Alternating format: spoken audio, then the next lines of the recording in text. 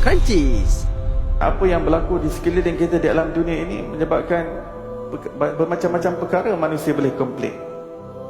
Apabila jerebu di luar sana, ia akan datangkan penyakit. Jarak pandangan mata manusia menjadi sukar, susah nak nampak.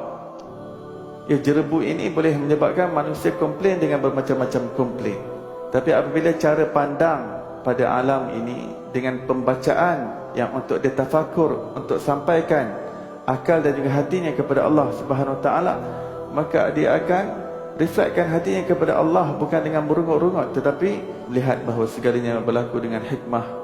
Di samping kita berdoa kepada Allah SWT supaya Allah SWT hilangkan jerebu ini, tapi dalam masa yang sama kita juga ingin mengambil apa yang Allah SWT datangkan. Bagaimana kalau Allah SWT datangkan jerebu dalam hati kita, bagaimana rosaknya hati tersebut? Maka dia mula memikirkan, ya Allah, bagaimana antara hubunganku dengan Allah Subhanahu Wa Taala? Bagaimana jika hubungan antaraku dengan Allah berjerebu? Bagaimana hatiku ingin sampai kepada pengenalan kepada Allah Subhanahu Wa Taala? Bagaimana hatiku ingin merasa kemanisan dan kelezatan iman kalau hatiku berjerebu, kalau imanku berjerebu? Jerebu yang ada pada hati iaitu penyakit-penyakit hati, iaitu keangkuhan, kesombongan. Ini semua adalah toksik dan juga parasit kepada hati itu. Ia menjadi hijab untuk hatinya syuhud dan menyaksikan Allah Subhanahu Wa Taala.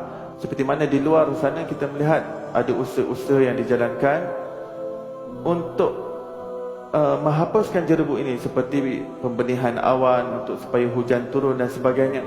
Nah, sekarang bagaimana manusia memikirkan bagaimana hujan rahmat Allah SWT turun dalam hatinya supaya jerebu itu hilang. Dan hujan rahmat itu tidak turun jika dia tidak mendekatkan dirinya kepada tempat-tempat yang baik, kepada majlis-majlis ilmu, kepada berdamping dengan orang-orang yang soleh, berdamping dengan orang-orang yang alim, berdamping dengan kalam Allah SWT dengan membaca Al-Quran, berdamping hatinya, kalbunya dan lisannya dengan zikrullah, itu dengan sentiasa mengingati Allah Subhanahu Taala. Hatinya tidak alpa, hatinya tidak leka. Ketahuilah, hati yang leka dan juga alpa kepada Allah Subhanahu Taala, di situ dia sedang mengumpul jerebu yang tebal pada hatinya.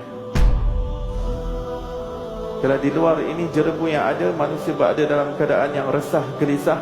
Seseorang itu patut lebih rasa resah, gelisah apabila hatinya berjerebu dengan jerebu yang tebal, sehingga dia tidak dapat merasa kemanisan solat, dia tidak dapat merasa kelazatan membaca Al-Quran, lalu tidak mengambil peduli dengan Al-Quran, tidak mengambil peduli dengan solat, tidak mengambil peduli dengan solat berjemaah, tidak mengambil peduli untuk menghadiri majlis-majlis ilmu. Kerana apa? Kerana hatinya sedang berjerebu.